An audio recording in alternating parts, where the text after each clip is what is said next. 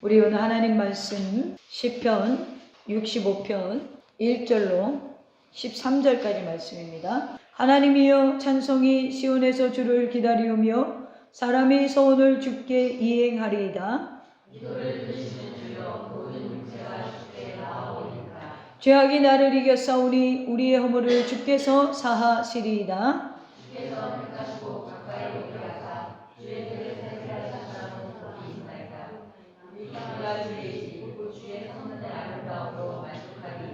우리 구원의 하나님이여 땅의 모든 끝과 먼 바다에 있는 자가 의지할 주께 의를 따라 어리하신 일로 우리에게 응답하시리이다.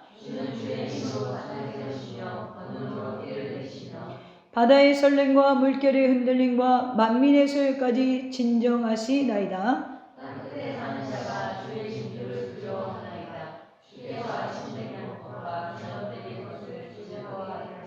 땅을 돌보사 물을 내어 심히 윤택하게 하시며 하나님의 강에 물이 가득하게 하시고 이같이 땅을 예비하신 후에 그들에게 곡식을 주시나이다.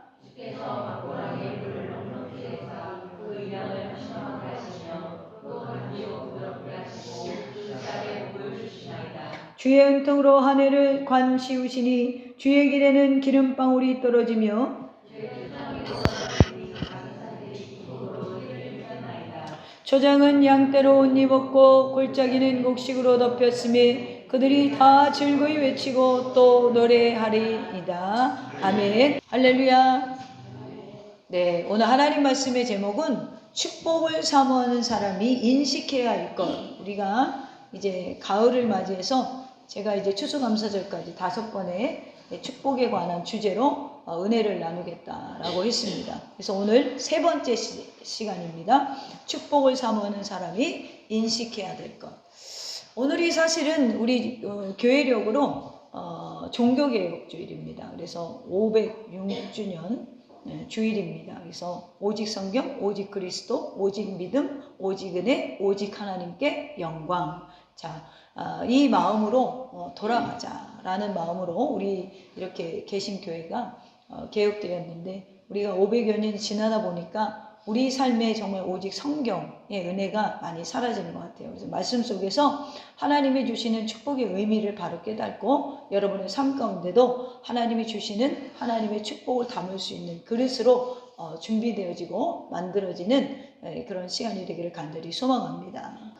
오늘 3번째 축복 시리즈, 축복을 사모하는 사람이 인식해야 할 것.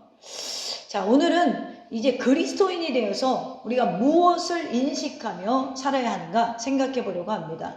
축복도 그 근원이 되신 하나님과 뭔가 소통이 되어야 열리든지 닫히든지 하지 않겠어요? 세상을 보면 세상은 사람의 것이라고 생각을 많이 해요. 나의 것이라고. 그러나 성경을 보면 세상은 하나님의 것이다 라고 말씀하고 있습니다.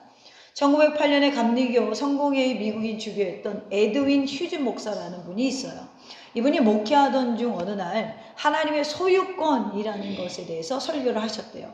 그날 그 설교에 반감을 가졌던 한 부자 교인이 그 주위에 이 목사님을 초청해서 점심 식사를 함께 나누고 그리고 자신의 대저택을 함께 이렇게 막 둘러보면서 전체가 보이는 이 테라스에 나가서 이렇게 말했대요. 목사님, 이 모든 것이 제 것이 아니겠습니까? 이렇게 얘기했다는 거예요. 그랬더니 휴즈 목사님이 뭐라고 했냐면 이런 말을 하셨대요. 성도님, 앞으로 100년 후에도 같은 질문을 해보세요. 자, 우리 이 땅에 우리가 가진 건 영원하지 않다라는 거죠. 우리가 가진 것은 얼마 후에 우리 모두 우리의 손을 떠나게 되어 있습니다. 어느 것 하나 우리의 것이 없고 다 하나님의 것입니다. 그러므로 우리는 하나님의 소유권을 인정하고 현재 많이 가졌다면 그만큼 많이 감사하시고 또 많이 드리고 베푸는 성도가 되시기를 소망합니다. 드리고 베푸는 재물은 영원한 기쁨을 주지만 움키는 재물은 일시적인 기쁨만 주고 결국 불행의 원인이 된다는 것을 성경은 가르치고 있습니다. 디모데전서 6장 9절로 10절에 보면 부활이 하는 자들은 시험과 올무와 여러 가지 어리석고 해로운 욕심에 떨어지나니 곧 사람으로 파멸과 멸망에 빠지게 하는 것이라. 돈을 사랑함이 일만하게 뿌리가 되나니 이것을 탐내는 자들이 미혹을 받아 믿음에서 떠나 많은 근심으로 자기를 찔렀도다 라고 말해요. 여기 부하려 하는 자들이라는 의미는 새번역과 공동번역과 현대인 성경에 이렇게 번역이 되어 있어요. 부자가 되려고 애쓰는 사람. 그러니까 부자가 되려고 애쓰는 사람은 결국에는 뭐예요? 여러 가지 올무에 빠지고 시험에 빠지고 해로운 욕심에 떨어지게 된다라고 이야기하면서 그것 때문에 파멸과 멸망에 빠지고, 그래서 다시 한번 바울은 이렇게 말해요. 디모데전서 6장 10절에 이렇게 시작을 하죠. 돈을 사랑함이 일만하게 뿌리라. 이 말은 돈을 좇는 인생이 되지 말라라는 거예요. 그것 때문에 우리가 믿음에서 떠나게 된다라는 거죠. 여러분, 우리 사람의 욕심은요, 한이 없어요. 그래서 생각을 바꾸지 않으면 행복하지가 않아요. 물론 사람의 욕구 자체가 나쁜 건 아니에요. 엄밀히 말하면 의욕도 욕구잖아요. 뭘 하고 싶고. 자, 사람에게 살 의욕이 없는 것처럼 불행한 건 없겠죠. 우리가 성욕이나 물욕이나 명예욕이나 이런 욕구가 있기 때문에 어떤 책임감과 삶에 대한 추진력도 생길 수 있습니다. 근데 문제는 이런 성욕이나 물욕이나 명예욕에서 이 욕구를 잘못 관리해서 지나친 욕심을 가지면 거기서부터 죄가 발생되게 된다라는 거예요. 우리가 어떻게 욕구를 욕심으로 변절시키지 않고 창조적으로 승화시켜서 그럼 우리는 복된 길을 걸어갈 수 있을까? 그것을 기본적으로 가져야 할 인식이 무엇일까? 그것을 위해서, 그러므로 오늘 이제 축복 시리즈, 첫 번째는 축복의 단계였어요. 베드로를 통하여서. 두 번째는 축복을 사모하는 자세, 야곱을 통하여서 말씀을 드렸습니다. 오늘 세 번째는 축복을 사모하는 사람은 어떤 인식을 가져야 하는가? 첫째는 세상은 하나님의 것이라는 걸 아셔야 돼요. 너무나 교회에서 많이 듣는데 여러분 실천이 잘 되십니까? 저도 잘 안 되더라고요. 오늘 6, 7절 말씀에 보면 이런 말씀이 있어요. 주는 주의 힘으로 산을 세우시며 권능으로 띠를 띠시며 바다의 설렘과 물결이 흔들림과 만민의 소요까지 진정하시나이다. 자, 이 말씀은 세상의 자연 만물까지도 하나님의 손에 의해서 창조되고 통제되고 있다라는 거예요. 시편 24편 1절에 이런 말씀이 있죠. 땅과 거기 충만한 것과 세계와 그 가운데 사는 자들은 다 여호와의 것이니라. 그렇습니다. 이 세상은 마귀의 세상이 아니라 하나님의 세상이에요. 사람의 세상이 아니라 하나님의 세상입니다. 그래서 하나님은 이 세상을 사랑하시는 거예요. 요한복음 3장 16절에 하나님이 세상을 이처럼 사랑하사 독생자를 주셨으니 이는 그를 믿는 자마다 멸망치 않고 영생을 얻게 하려 하심이라. 어떤 때는요, 우리가 세상이 이렇게 돌아가는 거 보면 정말 하나님 세상 사랑하는데 왜 이런 불행이 있을까, 아픔이 있을까, 좀 실감나지 않을 때도 있어요. 인간 사회의 어두운 면을 보면 마치 세상이 사단이 지배한 것처럼 보일 때가, 악이 무르익어가고 있죠. 그러나 악이 무르익어가야 주님이 오십니다. 그래서 저는 목사님 왜 이런 일이 벌어지는 거예요? 너무 무섭고요, 나갈 수가 없고요. 그래요. 요즘에 또 우리나라 동성애 문제라든가 이런 문제들이 많죠. 이걸 어떻게 해야 돼요? 저는 그래요. 그런 걸 가지고 너무 고민하고 슬퍼하지 말라고. 왜냐하면 악으로 무르익어야 주님이 다시 오시지 않겠어요? 주님이 오시려고 작업하시는 거니까. 우리는 모든 상황이 기쁨과 감사밖에 없다라는 거예요. 하나님은 세상을 사랑한다 라는 말씀이 실감이 나고, 여러분 세상을 사랑으로 돌보신 하나님의 손길을 느낄 때 여러분 지금도 우리를 돌보시고 이끄시고 또 우리를 위해서 가장 적절하게 이른 비와 느린 비를 주셔서 올해도 이 가을에 우리가 풍성하게 과일을 먹을 수 있고 곡식을 먹을 수 있는 거 아니겠어요? 하나님이 세상을 돌보고 있다는 거예요. 오늘 본문 우리가 읽은 시편 65편은 민족 감사시예요. 그래서 내용이 뭐냐면 영적인 축복과 물질적 축복을 주심에 대한 감사의 내용이 기록되어져 있어요. 그래서 영적인 만족을 주신 자에게 물질의 복도 주어짐을 찬양하는 것입니다. 그래서 1절과 3절에 보면 자신들의 죄를 고백하고 죄인임을 인정하고 4절에 보면 이렇게 고백하죠. 주께서 택하시고 가까이 오게 하사 주의 뜰에 살게 하신 사람은 복이 있나이다. 우리가 주의 집 곧 주의 성전의 아름다움으로 만족하리이다. 자, 다윗은 복이 있는 자에 대해서 분명히 정의를 하는데 하나님이 택하시고 가까이 오게 하시고 주의 뜰에 살게 하신 사람이 복이 있는 사람이라는 거예요. 주의 택한 백성이 하나님과 친밀한 관계를 가질 수 있잖아요. 다윗은 이것이 복이라는 걸 알았어요. 여러분, 바로 이것이 영적으로 충만해지는 상태에 빠져 있는 거예요. 성전과 사람의 관계를 여러분 만족, 감사, 이것이 복이라고 이야기하면서 오늘 6, 7절에 우리 구원의 하나님이 땅에서 가장 먼 끝에서 사는 자나 바다 끝에 사는 자나 충분히 의지해도 좋을 정도로 권능이 있는 분이다 라고 말씀하는 거예요. 주님의 능력은요, 거대한 산을 세우셨다. 주님의 권능으로 허리에 띠를 띄우시고 바다의 물결과 열국의 소란을 잠잠케 하신다라고 이 전능하신 하나님 앞에 우리의 인생을 맡길만 하다라고 다윗이 고백하고 있다라는 거예요. 주님께서 소리를 발하시면 자연세계나 인간세계나 모두 숨을 죽이고 주의 징조를 보며 땅끝에 거하는 자가 두려워한다. 여러분, 이 찬양이 아침부터 저녁까지 계속되어지고 자연 만물은 우주 시작부터 끝까지 주의 선하심과 오묘한 능력을 인하여 즐거움이 쉬지 않는다라고 오늘 시인 다윗은 찬양하고 있어요. 여러분, 이렇게 세상은 하나님의 것이에요. 그래서 하나님의 것을 볼 수 있어야 돼요. 참 우리는 제가 이제 지방에서 목회를 하다 보면 내 땅 하시는 어르신들이 많아요. 우리가 이제 그 보령의 교회가 있을 때 그 동네에 이제 들어가려면 이렇게 사실은 돌아가야 되는데 그 지역에 땅 유지가 있어요. 이제 벽돌 그 회사를 하시는데 그 길을 이렇게 내가지고 마을 주민들이 지름길로 이렇게 들어갈 수 있게 길을 만들었어요. 근데 그 길 자체가 그분의 땅이에요. 근데 그분이 얼마나 재밌냐면 기분이 나쁜 사람은 그리 못 지나가게 해요.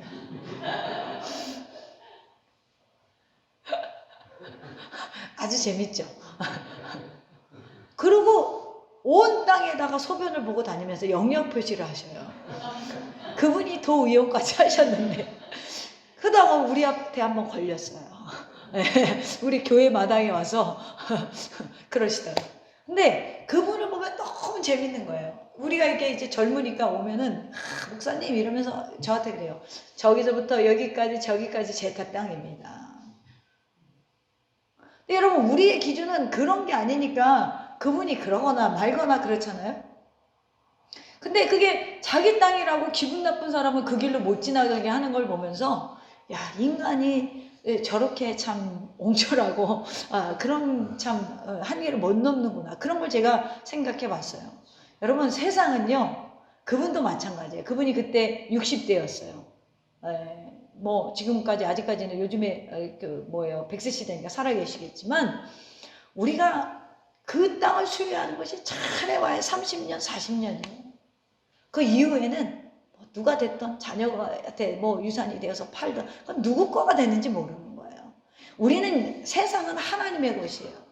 그래서 하나님의 청지기로서 땅과 환경을 잘 관리하고 아름답게 만들 책임도 우리에게 있습니다. 이것이 하나님이 우리에게 주신 문화 명령이라는 거예요. 생육하고 번성하고 땅을 정복하라. 하나님을 사랑하는 사람은 자연을 사랑합니다. 하나님을 사랑하는 사람은 환경을 사랑해요. 하나님을 사랑하는 사람은 사람을 사랑할 줄 알아요. 왜냐하면 세상의 모든 것이 하나님의 창조 작품임을 알기 때문에 그래요. 오늘 우리가 불편해하고 뭐 또 우리가 우리 어머니도 전원에서 계시지만 전 전원을 싫어하거든요. 불편하잖아요.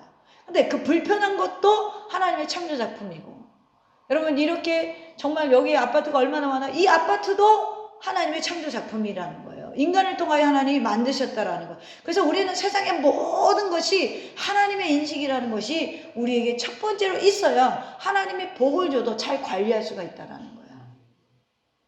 이사야 6장 3절에 보면 이사야가 성전에서 하나님을 만났을 때 이런 소리를 듣습니다. 서로 불러 이르되 거룩하다 거룩하다 거룩하다 만군의 여호와여 그의 영광이 온 땅에 충만하도다.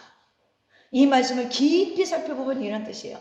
세상에 하나님의 영광이 충만해 있다는 것을 느끼는 사람이 거룩한 사람이고 영성이 있는 사람이고 영안이 열린 사람이라는 거예요. 우리에게도 그런 영적인 안목이 있어요. 세상은, 내 주변 사람, 세상의 만물은 다 하나님의 피조물입니다. 할렐루야. 그것을 잊지 마시기를 주님의 이름으로 축원합니다. 두 번째로 우리의 모든 소유도 하나님의 것이라는 거예요. 9절로 10절에 보니까 이런 말씀이 있어요. 땅을 돌보사 물을 대어 심히 윤택하게 하시며 하나님의 강에 물이 가득하게 하시고 이같이 땅을 예비하신 후에 그들에게 곡식을 주시나이다. 주께서 박건하게 물을 넉넉히 대사 이 이랑 그 이랑을 편편하게 하시며 또 단비로 부드럽게 하시고 그 싹에 복을 주시나이다. 자, 이 말씀은 사람이 가진 모든 수요와 축복이 하나님이 주신 것이라는 거예요. 영적인 택하심을 감사했고 이제는 뭐예요? 물질도 내게 주신 것도 하나님이 주셨다라고 다윗이 축복을 하고 감사를 드리고 있습니다. 요새 사람들은요, 많은 소유를 성경의 지표라고 생각해요. 그래서 목회도 교회가 커야 성공했다라고 봐요. 하나님의 기준이 없는 거예요. 그러나 진짜 성공은요, 우리의 모든 소유가 하나님의 선물임을 아는 거예요. 사실상 우리의 모든 소유는 우리의 것이 아니고 하나님의 것입니다. 우리의 재능까지도 하나님의 것이에요. 어떤 분은 재능을 이렇게 표현했어요. 하나님으로부터 대부받은 달란트이다. 영어로 보면 talent on loan from God이라고 되어 있어요. 자, 이게 뭐예요? 대부받은 것이라는 거예요. 뭐가요? 달란트가. 자, 이 표현대로 사람의 능력과 재능과 소유는 다 하나님으로부터 잠시 대부받은 거예요. 우리가 특별히 지혜로운 사람이 있어요. 그 지혜도 하나님께로부터 빌린 거예요. 하나님이 주신 거라는 거예요. 근데 사용을 안 해.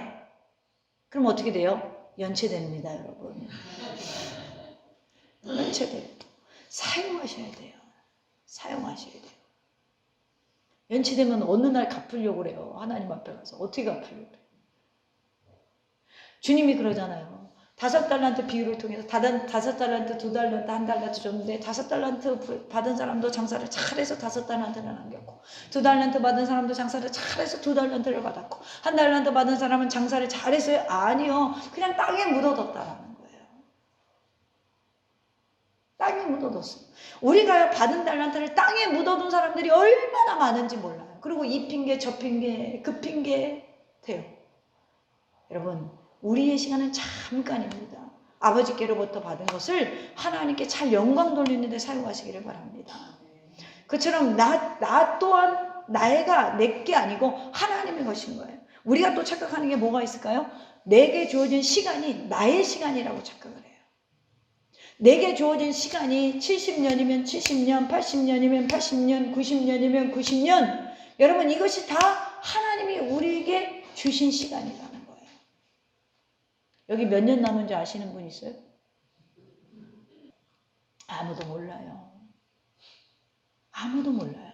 그렇기 때문에 오늘 최선을 다해야 돼요. 아무도 모르기 때문에 오늘 최선을 다해야 되는 거예요. 내 시간까지도 하나님의 것이라는 걸 깨닫고, 여러분, 때로는 하나님께서 그것을 빼앗아 가셔도 거기에 하나님의 선한 손길이 있음을 믿고 우리는 받아들이는 사명의 자세가 있어야 돼요. 욥이요, 엄청난 재난을 겪으면서 부와 자녀와 소유가 하나씩 없어졌어요.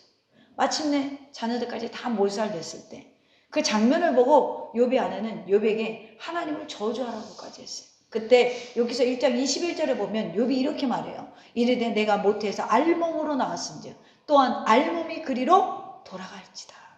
주신 이도 여호와시요 거두신 이도 여호와시니 여호와 이름이 찬송을 받으실지어다. 나는 그 예전에 가수 김국환 씨가 성경을 알았는지 몰랐는지 모르나 그 사람이 이걸로 떴잖아요. 알몸으로 태어나서 옷 한 벌은 건졌잖소. 제가 이게 초등학교 6학년 때 불렀던 노래예요. 제가 일찍이 하나님의 이치를 깨닫고 인간은 알몸으로 태어나서 옷 한 벌 죽을 때는 가려주잖아. 가려주잖아요. 그게 다라는 거예요. 나머지는 다 놓고 가서 다음 세대가 또 사용하는 거예요. 여러분 우리가요 이사 가면 쓸고 닦고 그러시는 분들이 있어요. 막 저는 그렇게는 못하지만 새집에 들어가면 막 쓸고 닦고 여러분 거기서 이사 나가면 또 다른 사람이어서 그 집을 활용하자. 우리 인생이 그렇다는 거예요. 주시니도 여호와시오 거두니도 여호와시니. 여러분 이런 고백이 어떻게 나와요? 자신의 소유와 자녀에 대한 철저히 소유권을 하나님께로 왔다는 걸 인정했기 때문에 그러는 거예요. 그처럼 우리가 가진 시간, 우리 자신, 우리 배우자와 자녀, 집과 물질, 재능과 능력, 그리고 몸과 마음까지도 하나님의 것이라고 인정하는 사람이 참된 기독교인이에요. 참된 기독교인이에요. 그런데 우리가 이게 인정이 잘 돼요?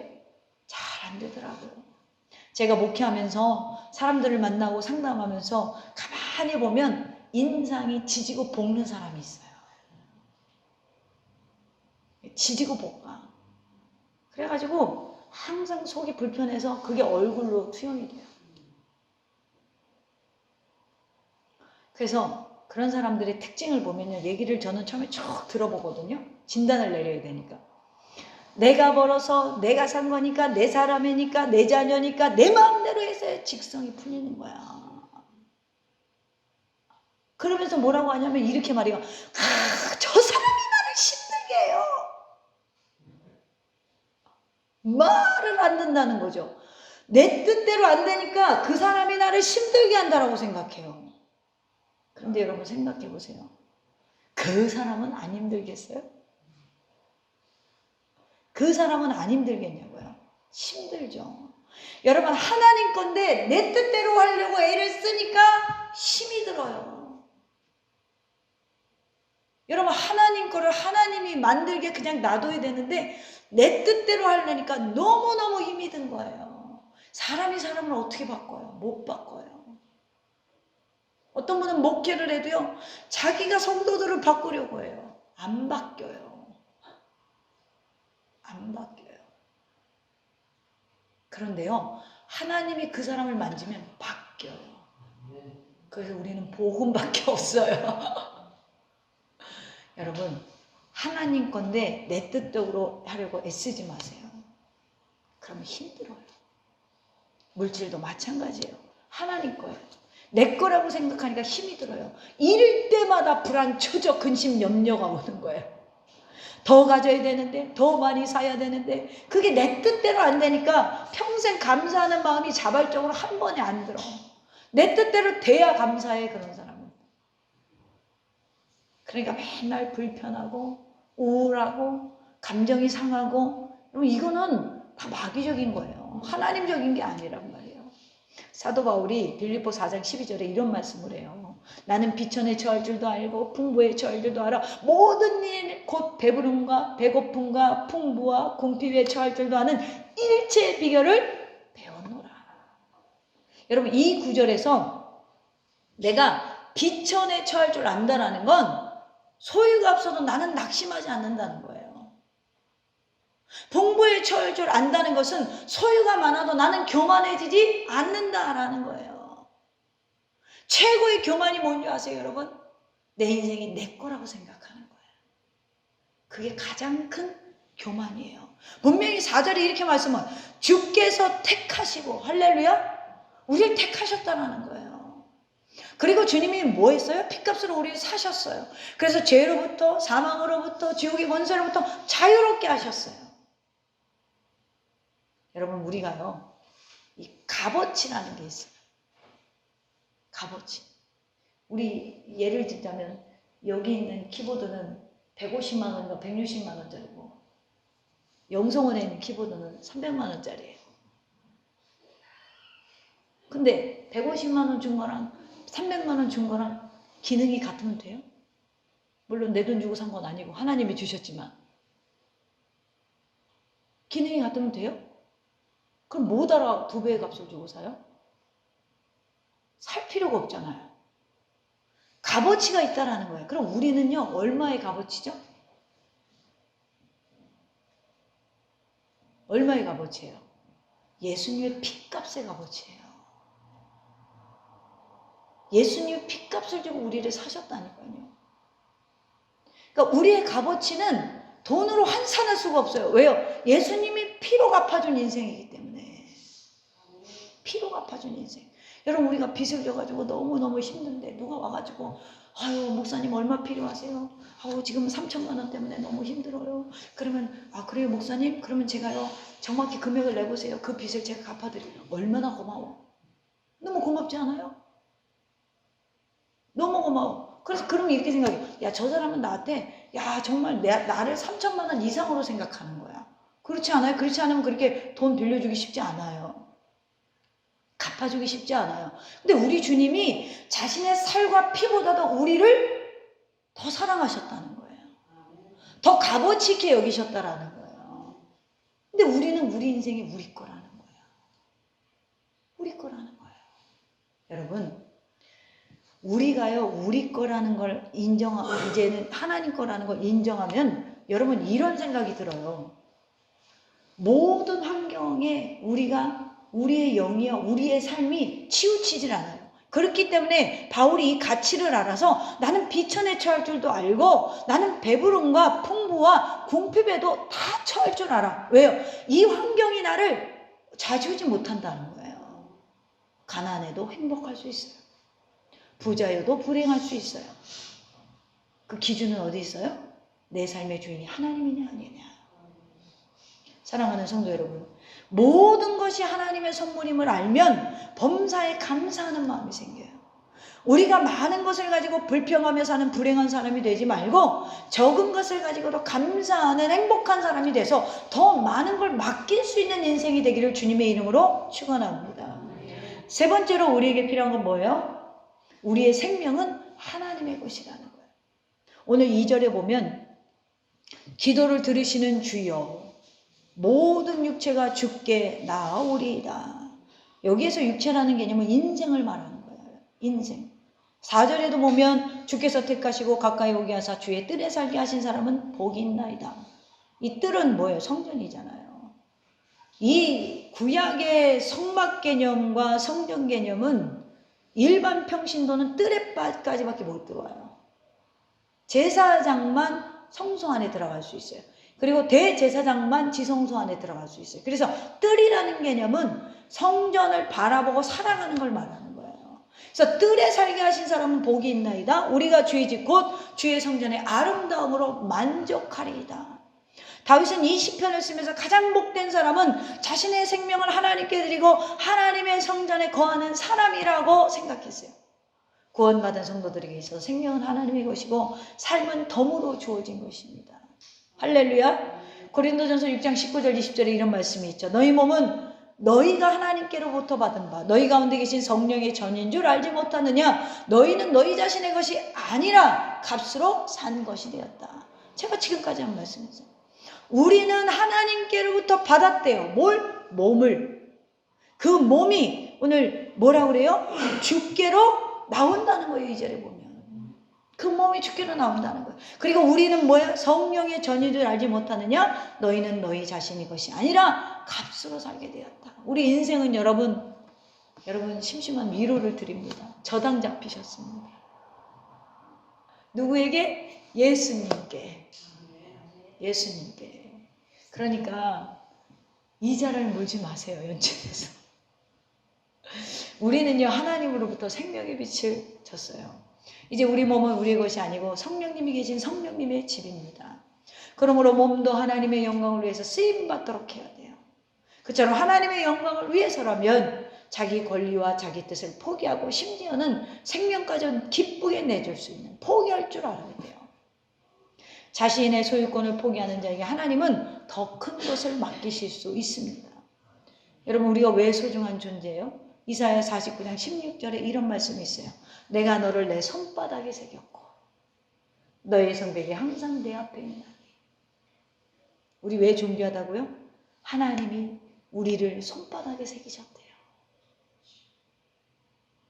여러분, 하나님의 손에는 우리의 이름이 있어. 그 손길로 우리를 세상 끝날까지 잡아주시고 품어주시고 지켜주시겠다고 약속하는 거예요. 그런 하나님께 우리는 우리 자신을 드리는 일에 결코 인색해서는 안 된다. 일주일에 한 번 하나님 앞에 드리는 이 시간까지도 여러분, 우리는 우리의 시간인 줄 알고 드리기를 인색해 한다. 인색해 한다라는 거예요.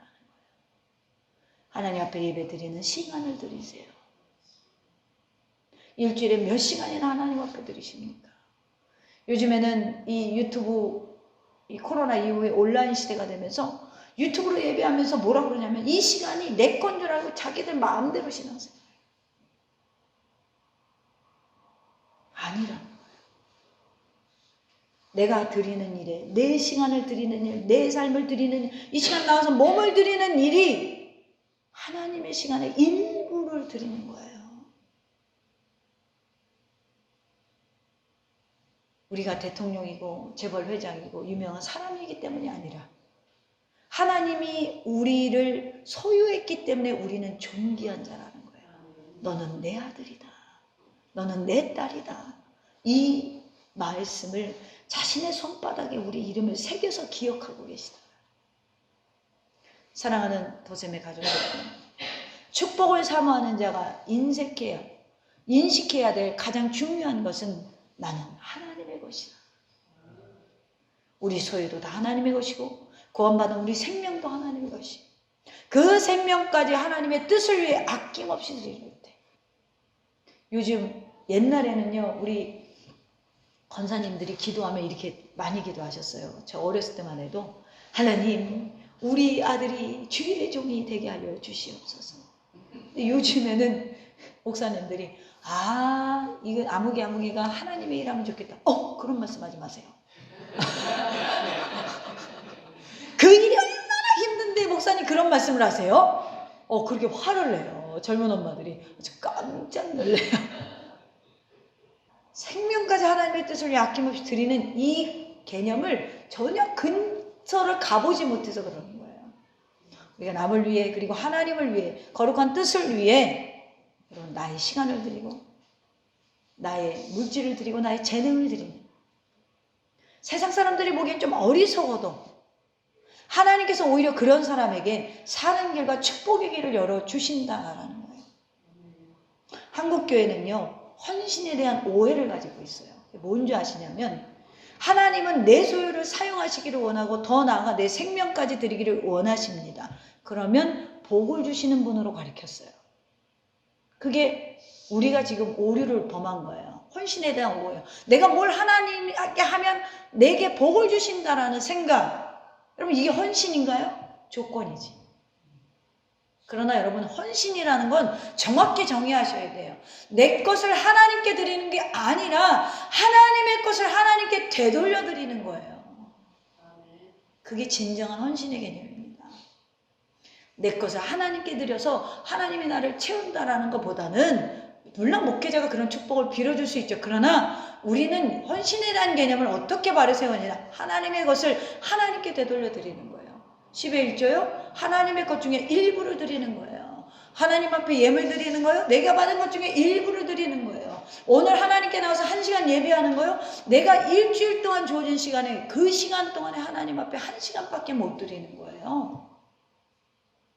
여러분 이게 청지기 의식이 필요하면, 청지기 의식이 바로 세워지면 정확하게 이걸 분별한다라는 거예요.